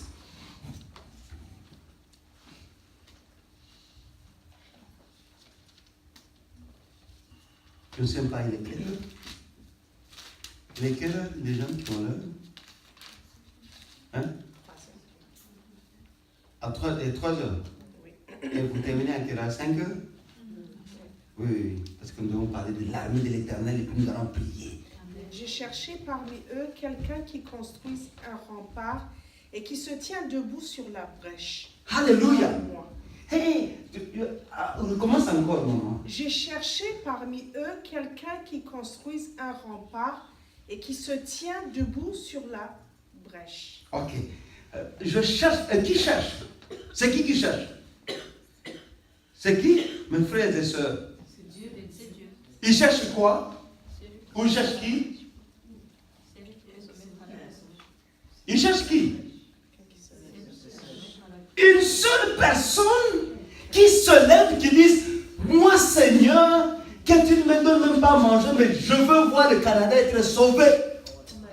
Une seule personne. Tu peux reprendre encore le verset, non, pasteur? J'ai cherché parmi eux quelqu'un qui construise un rempart et qui se tient debout sur la brèche devant moi. Alléluia. Est-ce que vous imaginez? Dieu, il a utilisé le monde, c'est le monde imparfait. Pendant longtemps, j'étais en train de rechercher une personne. Pendant le passé, je suis à la recherche d'une seule personne. I'm looking for someone, only one person. Not 2 or 3, not 4, 10. Il ne faut même pas vous dire, oh non, pas une grande église. Non, cette église que nous voyons maintenant, vous qui êtes ici, nous constituons une église. Parce que la Bible dit que là où 2 ou 3 se réunissent à mon nom, je suis au milieu d'eux. Amen. J'étais en train de parler à mon frère ici, à l'apôtre. Un jour, j'étais invité dans une église à Namibie, à Windhoek. Et c'était une grande conférence dans une église. C'était la plus grande église évangélique qui est remplie du Saint-Esprit, mais une petite église de 250 personnes. Moi, je suis vice-président d'une très grande église. J'ai toujours l'habitude de faire des grandes conférences et tout. Et puis, pendant qu'on était en train de prier pour m'approcher, pour venir prêcher, je me suis souvenu qu'en théologie, on nous a dit, il faut toujours centrer votre message en fonction des gens qui vont entendre ton message. Un message que tu vas adresser à 10 personnes serait différent d'un message que tu vas adresser à 10 000 personnes. Et puis j'étais tenté comme David, j'ai commencé maintenant à vouloir savoir combien de gens se trouvent dans cette église. J'ai commencé à compter les rangées. 7 multiplié par, parce que je suis mathématicien, comptable et tout ça. Et puis une voix qui me dit, mais toi tu es en train de les compter, est-ce qu'ils t'appartiennent ces gens? Et Dieu qui me dit, moi je ne regarde pas comme tu regardes, moi je regarde les cœurs. Amen. Alléluia. Amen. Toi tu viens dans une grande église de 10 000 personnes, mais tout cela je ne regarde pas. Moi je regarde les cœurs des gens. C'est la qualité qui prime. Amen. C'est la qualité qui prime beaucoup plus que la quantité. Amen. Soyons des chrétiens de qualité devant Dieu. Amen. Alléluia. Amen. Ce jour-là, ma conception de church planting ou d'aller ouvrir des églises partout au monde, parce que c'est ça ma mission. Je sentais que vraiment ma conception changeait à partir de ce jour-là. Et je me suis dit, tout ce que j'ai étudié en théologie, je mets de côté, je rentre encore dans la Bible pour voir ce que Jésus fait. J'ai commencé, il y a un livre que je suis en train d'écrire dessus, Leadership According to Jesus. Comment Jésus-Christ concevait la gestion de l'Église. Il a passé pendant 3 ans, il a passé 3 ans en train de vivre avec 12 personnes. 12 personnes. Et pourtant, la Bible nous dit qu'il avait 70 personnes. À un certain moment, il a envoyé 2 à 2 pour aller prêcher en Samarie. Ils étaient 70. Et la Bible nous dit qu'il y avait aussi 120 personnes, parce que quand le Saint-Esprit est descendu dans la chambre haute, il y avait 120 personnes qui étaient remplies du Saint-Esprit. Donc il y avait 120 disciples qui étaient là en train d'attendre la puissance du Saint-Esprit pour aller évangéliser. La Bible nous dit aussi que quand Jésus est ressuscité, il était apparu à 500 personnes. Donc il y avait 500 des gens vraiment de cœur avec Jésus-Christ. Parce qu'à la résurrection, il n'a pas rencontré 5000 personnes. Il a rencontré seulement les disciples et il a rencontré 500 personnes. Et en plus de cela, Jésus aussi a eu 5000 personnes, 4000 personnes, ainsi de suite. Beaucoup de gens. Pourquoi Jésus a passé seulement 3 ans avec 12 personnes? That's the homework I'm giving you. Devoir à domicile. Moi, je vais vous dire la réponse tout de suite. Je suis moi libre. Jésus ne voyait pas le grand nombre. Jésus voyait la détermination de ce petit nombre, de ce petit groupe qui va avaler sa vision, qui va devenir comme lui-même, afin d'être transformé et puis transformer les autres. Pendant les 3 ans, il les a inculqués dans de vraies valeurs, il les a transformés jusqu'à ce que Pierre, qui se promenait, il avait toujours un petit couteau avec lui. Un jour, il est venu prendre Jésus, il a coupé l'oreille d'un soldat. Et Jésus lui a dit, hé petit, il y a un autre niveau, je veux te voir à un autre niveau. Et puis Pierre a été transformé à partir de ce jour-là. Quand le Saint-Esprit est venu, Pierre, il est juste sorti. Quand il a commencé à prêcher, ce n'est pas nous qui amenons les gens. Quand il a commencé seulement à prêcher, il y a eu 3000 personnes. Il y a une tumultude au milieu des Juifs qui étaient là-bas, qui sont venus de partout au monde et qui ont entendu les voix des gens qui parlaient en langue, dans des langues étrangères. Et ils disaient gloire à ces dieux. Et ils se disaient, mais qui sont ces gens qui parlent dans nos langues? Ces gens, nous les connaissons. Nous connaissons son père, nous connaissons sa maman, nous connaissons qui sont des gens non instruits. Mais ils parlent avec une grande sagesse. Qui sont ces gens? Et les autres se sont dit, il ne faut pas vous en faire. Ces gens, ils ont été dans l'intercession à côté de Jésus. Amen. Ces gens, ils ont goûté l'âme amère de la parole de Christ. Ces gens, ils ont été fidèles pendant des années. Ces gens, ils ont écouté la véritable parole de Dieu. Ces gens, Amen. Qui plaisent à Dieu, que ce soit ces gens, vous autres aussi. Il ne faut pas voir un très grand nombre. J'ai compris que pour transformer le monde, ce n'est pas besoin d'une église de 1 million de gens. No way. J'ai besoin d'un petit groupe qui comprennent et qui deviennent vraiment des disciples de Christ. Amen. Qui soient transformés et qui veulent que voir le monde être transformé. Amen. J'appelle ce groupe les fous de Jésus. Amen. Je voulais que tu dises à ton voisin, je suis un fou de Jésus. Moi, je suis un fou de Jésus. Ça, tu n'es pas un fou de Jésus, ça te regarde. Moi, je suis un fou de Jésus.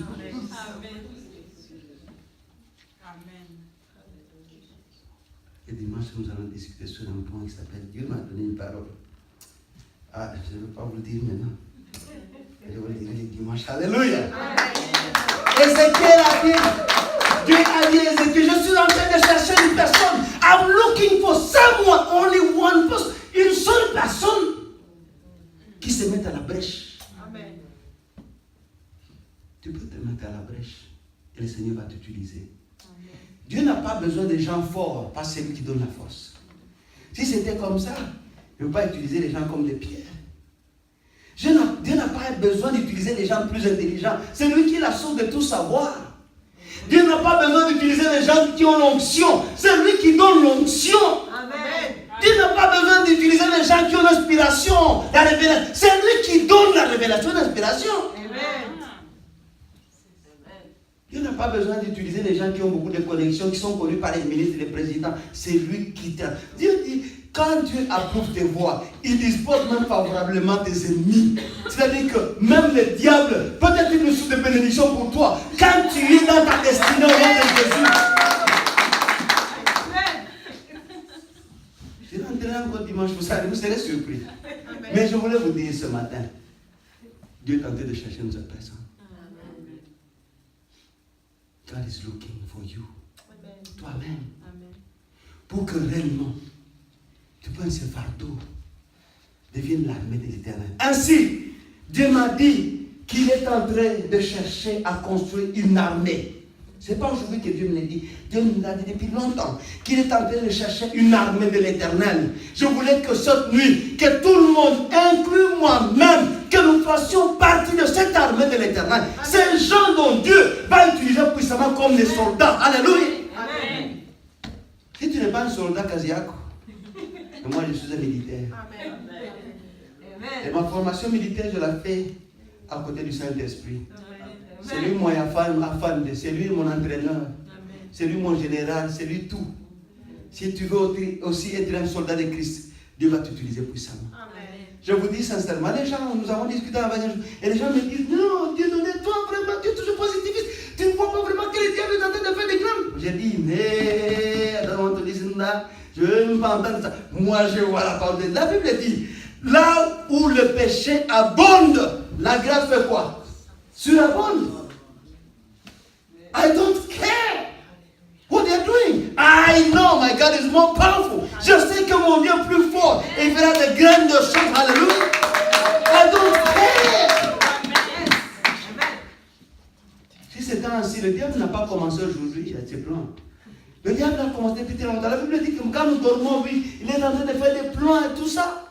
Et c'est pourquoi je dis toujours aux intercesseurs, la meilleure façon de prier, c'est la prière entre minuit et 3 heures du matin. Parce que c'est à ce moment-là que le diable, j'ai prié pour beaucoup de satanistes, ils ont dit que c'est à ce moment-là qu'il déploie des stratégies qui vont dans des ronds-points, qui vont dans des maisons des gens, et même les portes et tout ça. Non, tu ouvres ta porte et puis tu pars. Est-ce que tu sais les gens qui sont passés là-bas la nuit?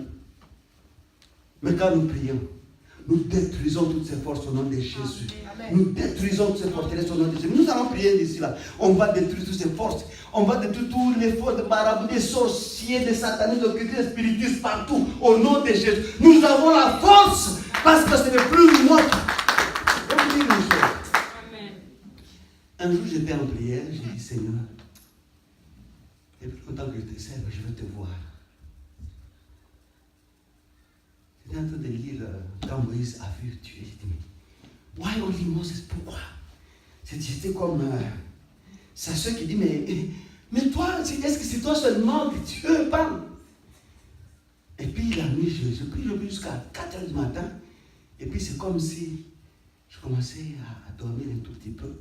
J'ai vu dans les rêves un monsieur qui se présente devant moi, qui était vêtu en blanc.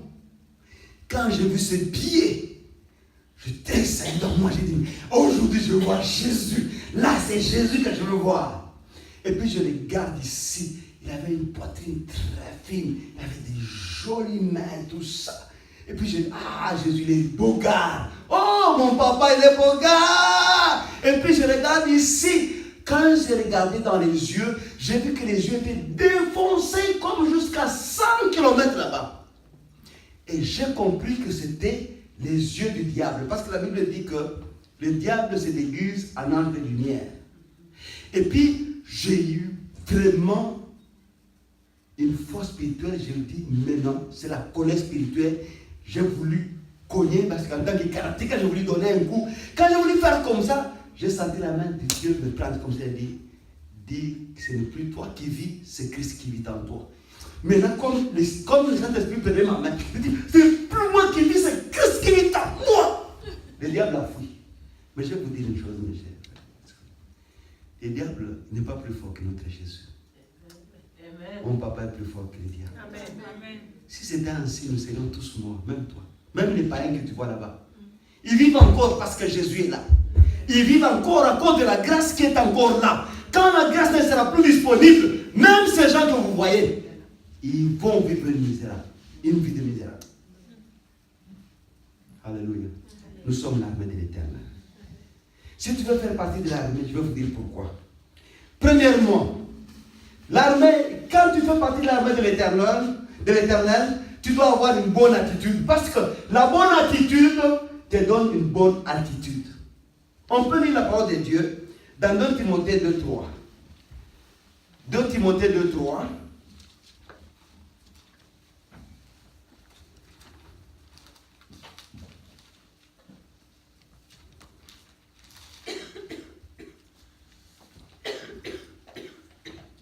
Yes, 2 Timothée chapitre 2 verset 3.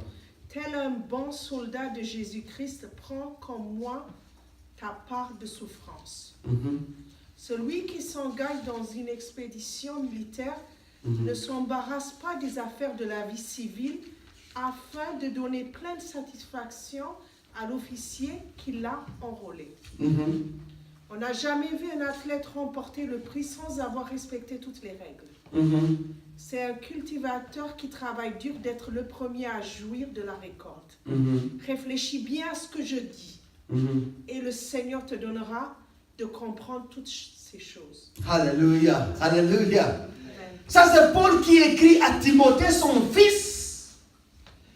Il lui donne la meilleure attitude pour pouvoir vaincre, pour pouvoir travailler dans la force la plus totale, pour pouvoir vaincre les démons, les puissants démoniaques. Il lui dit dans le premier verset, toi donc mon enfant, fortifie-toi dans la grâce qui est en Jésus-Christ. Quand tu es toujours dans Jésus-Christ, il y a une grâce qui est toujours là. Et la grâce de Dieu nous suffit. La grâce te donne ce que tu ne pourrais pas avoir par tes mains. La grâce peut te faire arriver à un niveau où tu ne pourrais pas y arriver par ta force. La grâce peut te donner quelque chose que tu n'as jamais pensé avoir dans ta vie. La grâce peut te donner une faveur que tu n'as jamais pensé avoir dans ta vie. La grâce peut te donner quelque chose que tu n'as jamais pensé avoir dans ta vie. Amen. Paul dit à Timothée, marche dans la grâce selon Christ. Les deux. Est-ce que tu as entendu de moi en présence de beaucoup de témoins?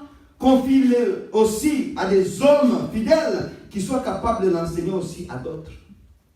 C'est que tu as entendu de moi, ma vie, que je reflète. Toi, Timothée, mon fils, que tu reflètes aussi cette vie. Est-ce qu'aujourd'hui, les gens peuvent te voir et dire, nous voulons devenir comme Seb Jumba. Nous voulons devenir comme M. Jean Sens. Nous voulons devenir comme Madame Claudine. Nous voulons devenir comme je ne sais pas qui. À travers toi, est-ce que les gens voient Christ en toi? That's the big point, that's the big question.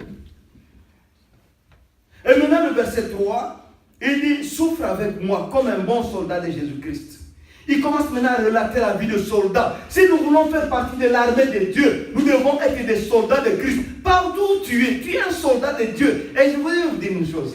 Que tu le veuilles ou pas, tu es un soldat de Christ. Parce que le moment où tu as reçu Christ, tu as commencé une vie de combat. Et cette vie de combat, si tu n'es pas un soldat, tu ne vas pas vaincre.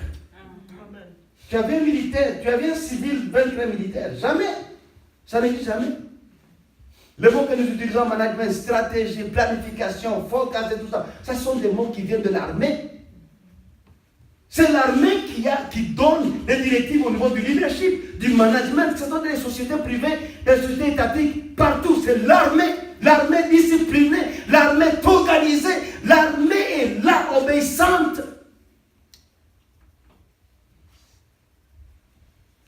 J'ai vu qu'il y a une grande différence entre les pasteurs qui ont été des militaires avant et les civils. Les civils se comportent comme ils veulent.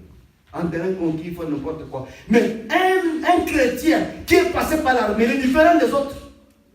Mais Jésus veut que nous tous, nous soyons des militaires. Amen. Dites à ton ami, sois militaire. Tu es un soldat de Christ. Amen. Que tu le veux ou pas, tu l'es. Because you are fighting, you are on the battlefield. Tu es sur le champ de combat. Tu es là pour vaincre. Et tu vas se battre de combat si tu n'as pas des armes. Tu es soldier, tu es militaire. Je vais vous dire qu'au ciel, il y a des caporales, des macayabos et des généraux. Moi, je ne veux pas être des macayabos. Non, au ciel, moi, je ne veux pas être. Moi, je vais être un grand général au ciel. Amen. Alléluia. Amen.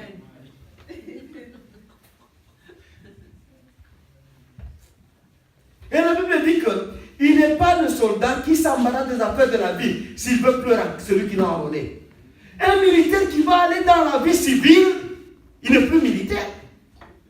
Le militaire est dans la caserne. Le militaire, il attend les ordres du patron. Et quand le chef dit, vous allez faire ça, un militaire canadien, il n'a pas besoin de Trudeau, il a besoin d'un ordre qui vient de son général, c'est tout. Quand on lui dit, tu vas te réveiller à 4h du matin, il se réveille à 3h45. Parce que si tu viens à 4h, déjà tu es en retard. Mais vous, on vous dit de venir à l'église. Si l'église commence à 9h, et la première personne, tu dis, tu viens à 10h30. Oh, les enfants, oh, les métros, oh, les bus. Mais ce sont des choses qui existent depuis longtemps. Quand tu vas au travail, c'est que tu es en retard. Mais quand tu viens ici à l'église, tu es en retard. Mauvais soldat. Mon note est 0. Et puis la Bible dit 5. Et l'athlète n'est pas couronné s'il n'a pas combattu suivant les règles. Si tu veux combattre, si tu es là, il a dit d'abord, tu es un soldat, et puis tu es un athlète.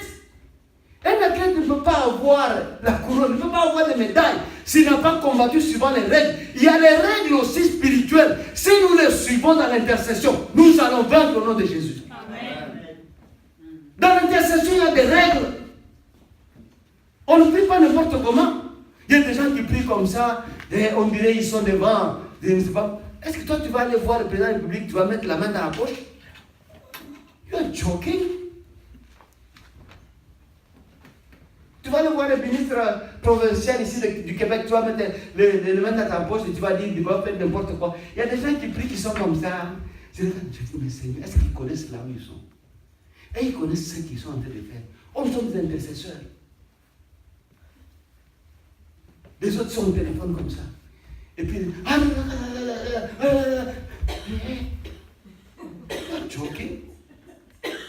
Il y a des règles.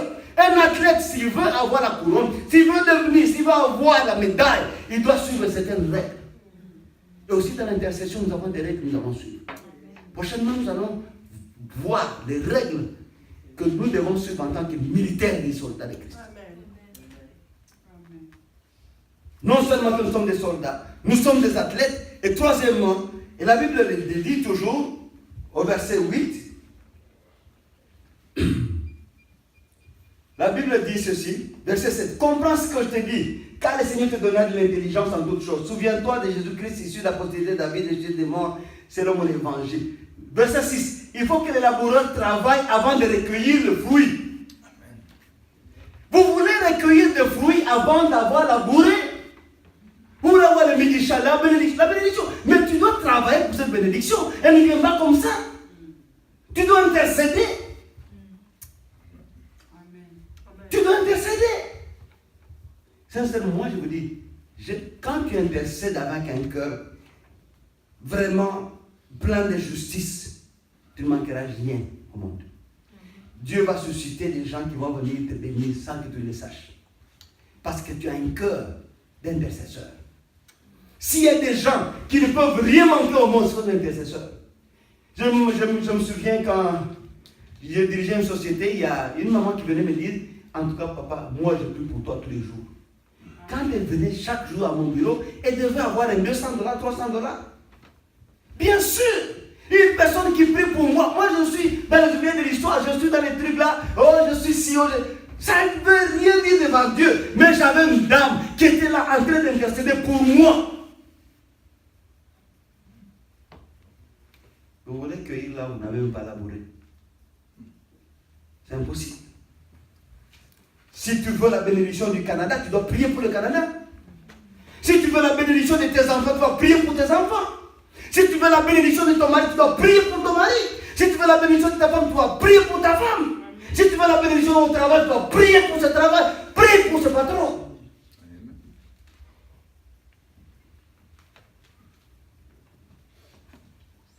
La main ne va pas venir ici. Il y a des règles que nous devons suivre si nous sommes des bons soldats de Christ. Alléluia.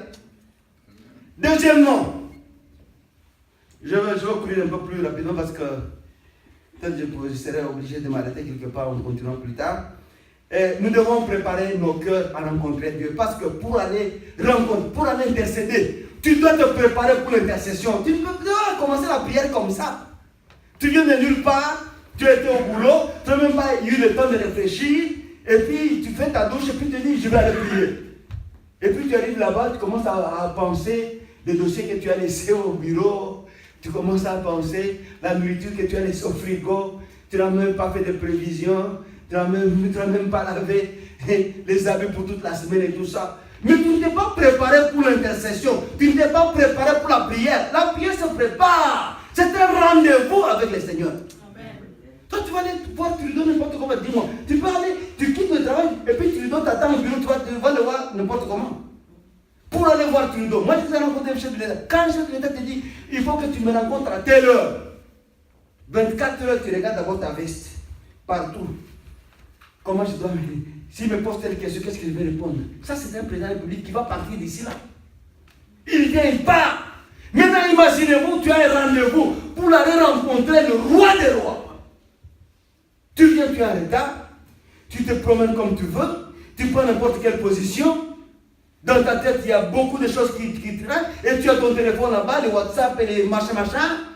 Et puis tu dis, est-ce que le Dieu là, c'est ton oncle? Je vais vous dire que le Dieu que tu pries n'est pas ton oncle. Ça, c'est le créateur des dieux des cieux de la terre. C'est lui qui a donné le pouvoir à tous ces rois que nous voyons. Quand on dit que le prince Charles va venir ici, c'est tout le monde qui dit, hey, le prince Charles is coming. Le prince, qui est le prince Charles? C'est un homme qui est né et qui va mourir. Qui est le président Bush? C'est un homme qui est né et qui va mourir. Mais Jésus-Christ, c'est lui qui s'appelle Je suis, qui a été, qui est, qui sera. Tu vas le rencontrer, tu n'as même pas de position pour aller le voir. Tu dois préparer ton cœur pour aller prier. Alléluia. Est-ce que nous pouvons lire un peu dans le psaume 139, verset 23-24? David, j'aime beaucoup David parce que David était très profond en soi. Quand il parle du son de mon cœur. Psaume 139, 23, 24.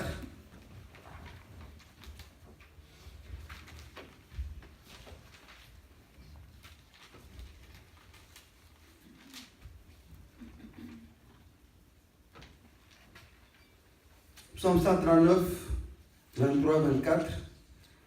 C'est juste les tout derniers versets.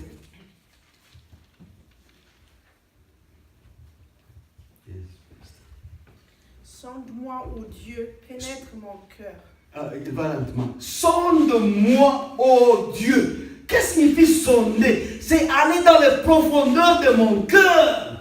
Est-ce que réellement je suis juste devant Dieu? Je vais aller prier, je vais aller dire quoi devant Dieu? Sonde-moi, Seigneur. Connais mes faiblesses. Connais mon cœur. Sonde-moi, Seigneur. Parce que je veux te parler. Comment je veux te parler si je ne me connais même pas? Est-ce que tu penses que tu connais ton cœur? Tu ne connais pas ton cœur. Tu connais les pensées qui sont ici, mais tu ne connais pas les confins de ton cœur. Et c'est pourquoi la Bible dit que dans Psaume 37, il dit: fais de l'Éternel tes délices, il fera ce que ton cœur désire. Pas tes pensées désirent, pas tes désirs charnels, mais ton cœur au confin de ton cœur. Amen. Sonde mon cœur, ô Dieu. En d'autres termes, connais-moi, Seigneur. Que je sois prêt pour venir devant toi. Qui suis-je, ô Seigneur? Je ne connais même pas mon identité telle que je suis. Seigneur, est-ce que je suis digne de venir devant toi? Est-ce qu'aujourd'hui je peux te parler, papa?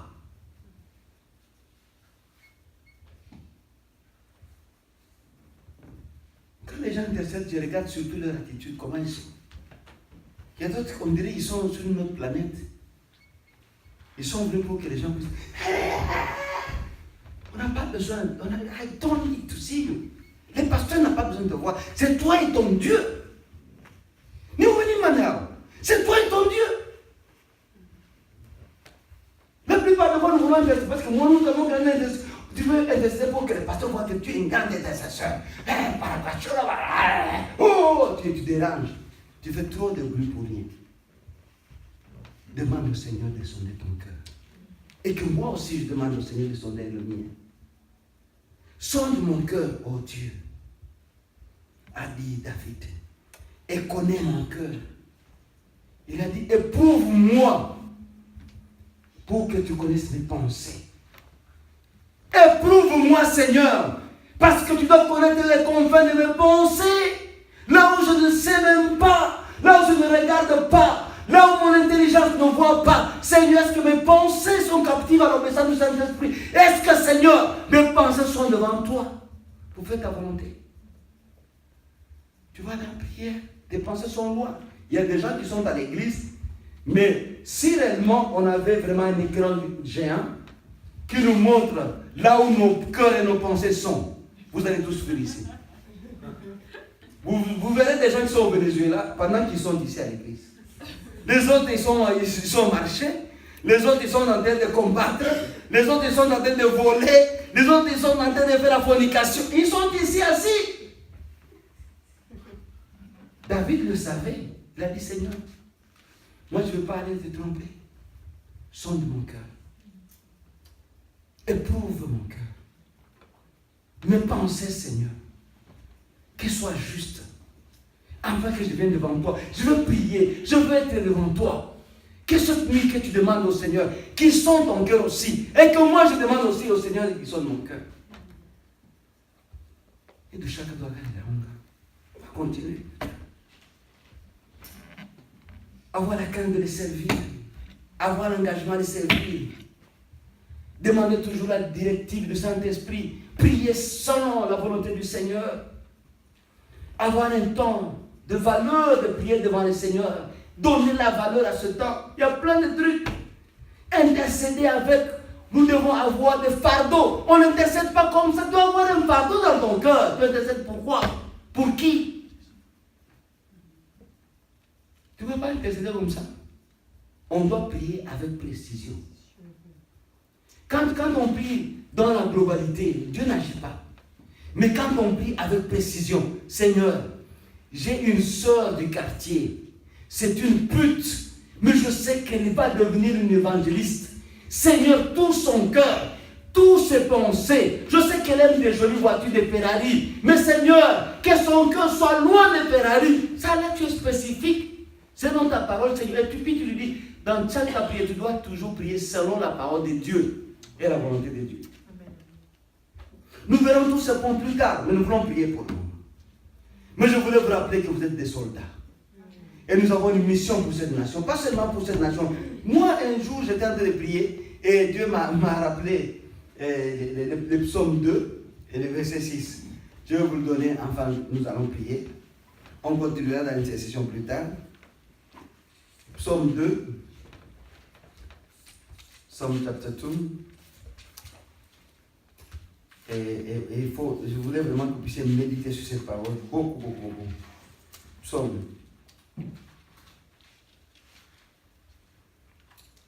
On commence au verset 8 jusqu'au verset 11, disons. Demande-moi et je te donnerai quoi? De quoi? Demande-moi quoi? Les voitures? Non. Les maisons? Non. Les avions bombardiers parce que vous en produisez ici au Québec? Demande-moi quoi? Les nations. Est-ce que tu comprends ce que Dieu te demande? Il te demande que tu demandes à Dieu de te donner des nations. Tu dis, Seigneur, je veux le Canada. Que le Canada soit sauvé. Que le Canada ait la paix. Qu'au Canada, plus jamais de cancer. Que le Canada soit transformé, Seigneur. Que le Canada devienne prospère parce que tu y vis. C'est ta nation que tu as choisie. Et la Bible n'a pas demandé une nation. Demande-moi les, au pluriel. Les nations. Asking me nations for your inheritance. Tu sais ce que ça signifie un héritage pour Dieu? L'héritage, c'est quelque chose qu'on te donne, qui t'appartient et que personne ne pourra te ravir. Que le Canada devienne ton héritage au nom de Jésus cette nuit. Amen. Alléluia. Amen. Je répète que le Canada devienne ton héritage au nom de Jésus. Amen. Amen. Que les États-Unis deviennent aussi ton héritage. Amen. Que le Brésil devienne ton héritage. Amen. Que le Mexique devienne ton héritage. Amen. Que le Venezuela devienne ton héritage. Amen. Que le Pérou devienne ton héritage. Que Honduras devienne ton héritage. Amen. Que le Panama devienne ton héritage. Amen. Que l'Argentine devienne ton héritage. Que le Chili devienne ton héritage. Amen. Que la Jamaïque devienne ton héritage. Amen. Haïti devienne ton héritage. Amen. Le Cuba devienne ton héritage. Amen. L'Amérique entière devienne ton héritage au nom de Jésus. Amen. Alléluia. Demande-moi les nations, pas la nation. Que l'Europe devienne ton héritage. Amen. Que l'Asie devienne ton héritage. Amen. Que l'Océanie devienne ton héritage. Amen. L'Antarctique, l'Arctique devienne ton héritage. Dieu nous a donné toutes les nations de la terre. Moi, partout où je suis, je me sens, je suis chez moi. Parce que je sais que le Canada a été créé par mon papa, Amen. Mon propre père. Amen. Moi, je ne suis pas un étranger ici. Quand je suis au Japon, je suis japonais. Je viens aux Philippines, je leur dis. J'ai dit, moi, je suis philippin, elle a rigolé. Mais j'ai dit, mais this is the country of my father. C'est mon père. Je suis en Éthiopie, je me sens éthiopien. Je suis en Somalie, je suis somalien, je suis en Zambie, je suis zambien, partout je suis. Je suis en Russie, les Russes, ils regardent et disent, what are you talking about? J'ai dit, je suis russe ici. Il dit, you don't even talk Russian. J'ai dit, je n'ai pas besoin de savoir le Russian. J'ai besoin de savoir votre esprit. Pas je suis venu pour prier pour vous. Demande-moi les nations pour votre héritage. Quand vous avez un héritage, personne ne va pas combattre pour toi. Parce que c'est ton héritage. Quand tu as un héritage, tu en jouis. Quand tu as un héritage, il te donne la prospérité. Quand tu as un héritage, tu peux aussi le léguer à tes enfants. Je dis toujours à tout le monde, aux chrétiens, je dis, s'il y a le meilleur investissement au monde, c'est d'être chrétien, d'être investisseur. Parce que là, tu investis pour ta vie, pour la vie de tes enfants, et la vie de tes enfants, jusqu'à 1000 générations. Alléluia. Amen. Nous allons nous lever pour prier pour nos familles, prier pour nos enfants, nos maris, nos femmes, prier pour l'Église. Nous allons prier aussi pour le Canada, afin que le Seigneur agisse puissamment dans notre Jésus. Levez-vous, nous allons prier.